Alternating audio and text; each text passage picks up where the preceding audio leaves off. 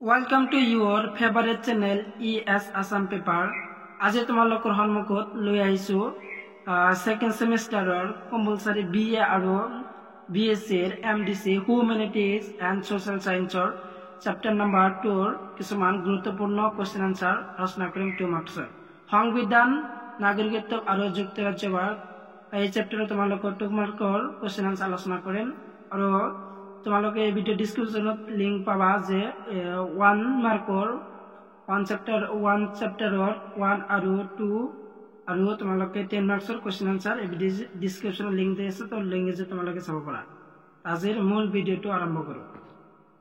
তো তোমালোকৰ চমু প্ৰশ্নটো 2 মাৰ্কছৰ কোৱেশ্চন আনসাৰ দেখুৱাম যে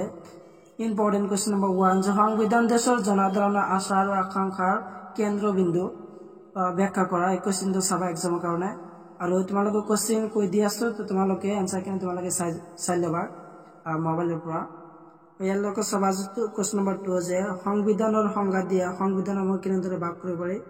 এইটো চাই যাবা এক্সামৰ কাৰণে আৰু ইয়াৰ লগত চাবা যে তোমালোকৰ যে লিখিত সংবিধান বুলিলে কি বুঝায় এইটো চাবা আৰু কোৱেশ্চন নম্বৰ 4 যে অলিখিত সংবিধান কি এইটো চাবা যে এক্সামৰ কাৰণে অত্যন্ত গুৰুত্বপূৰ্ণ কোৱেশ্চন বিলাক আৰু চাবা তোমালোকে কোৱেশ্চন নম্বৰ 7 যে লিখিত আৰু অলিখিত সংবিধানৰ পাৰ্থক্য লিখা তো কোৱেশ্চন বিলাক তোমালোকে ভালদৰে দেখাই দি আছো আৰু আনসাৰৰ লগতে তো তোমালোকে চাই লবা কোৱেশ্চন বিলাক অত্যন্ত গুৰুত্বপূৰ্ণ এক্সামৰ কাৰণে যে তোমালোকৰ এক্সাম সন্মুখত আহিছে তে এই কাৰণে অত্যন্ত গুৰুত্বপূৰ্ণ লিখিত আৰু অলিখিত সংবিধানৰ পাৰ্থক্য এটো চাই যাবা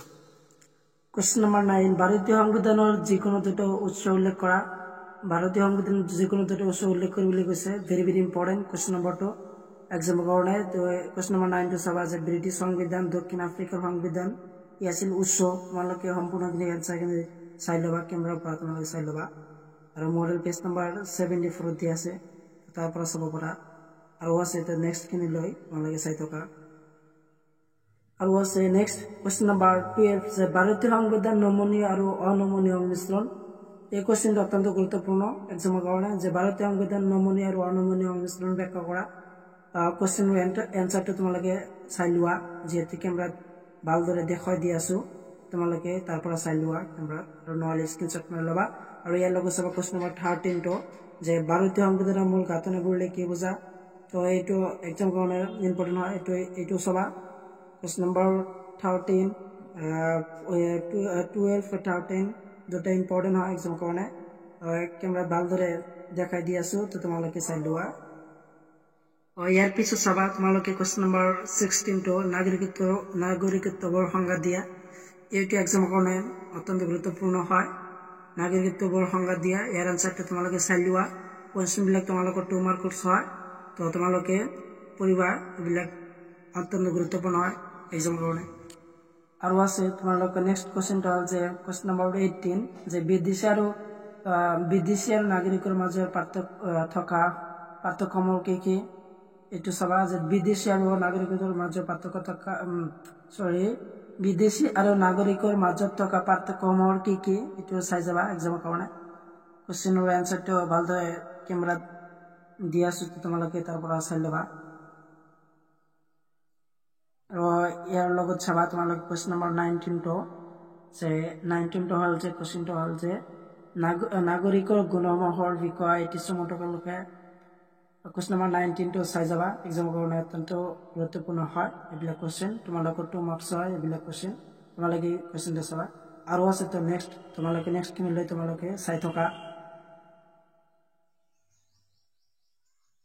আৰু আছে তোমালোকে চাবা যে কোৱেশ্চন নম্বৰ 20 যে গণতন্ত্ৰত নাগৰিকৰ ভূমিকা কি এই কোৱেশ্চনটো অত্যন্ত গুৰুত্বপূৰ্ণ হয় এক্সামৰ কাৰণে গণতন্ত্ৰত নাগৰিকৰ ভূমিকা কি তো ইয়াৰ এনসাৰটো চাই যাবা আৰু ইয়াৰ লগত চাবা যে হেকৰ কোৱেশ্চন আজিৰ ভিডিঅ'ৰ হেকৰ কোৱেশ্চনটো হ'ল যে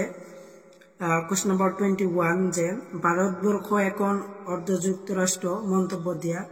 তো ইয়াৰ এনসাৰটো তোমালোকে চাই লোৱা আছিল তোমালোকৰ এনসাৰ কিন্তু তোমালোকে ভালদৰে চাই লোৱা আৰু যেহেতু তোমালোকৰ যিবিলাক মই ইম্পৰ্টেন্ট দিলো অত্যন্ত গুৰুত্বপূৰ্ণ হয় কোৱেশ্চনবিলাক তোমালোকে চাই যাবা আৰু এনেকুৱা গুৰুত্বপূৰ্ণ পোৱাৰ কাৰণে মোৰ চেনেলটো সাবস্ক্ৰাইব কৰি থবা আৰু ভিডিঅ'টো এটা লাইক কৰি দিবা আৰু তোমালোকৰ MDC গোটেই চেপ্টাৰৰ ইম্পৰ্টেন্ট কোৱেশ্চন আনসাৰ ডিসকাস কৰিছো ভিডিঅ ডেসক্ৰিপশনত লিংক দি আছে তো লিংকত চাব পাৰা তো আজিৰ ভিডিঅ' এইখিনি আছিল সম্পূৰ্ণ ভিডিঅ' চাই থকাৰ বাবে তোমালোকক সকলোকে ধন্যবাদ